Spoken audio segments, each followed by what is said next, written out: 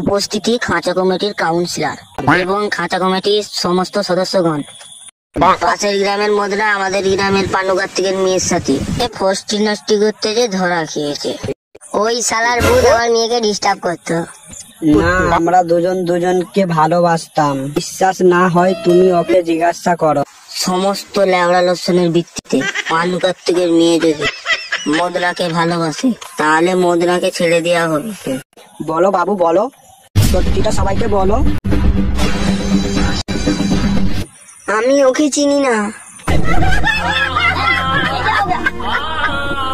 ও আমাকে শুধু ডিস্টার্ব করতো। বাড়া বাবু, তুমি তো বলেছিলে মহারাজ তুমি তো আমার সাথে থাকবে। বাল বলেছিলাম। যেহেতু পানু কার্তিকের মেয়ে মদনাকে ভালোবাসেন তাই আমাদের খাঁচা কমিটির কাউন্সিলর বলবে মদনাকে কি শাস্তি দেওয়া হবে। মদনার নুনু কেটে দেওয়া হোক।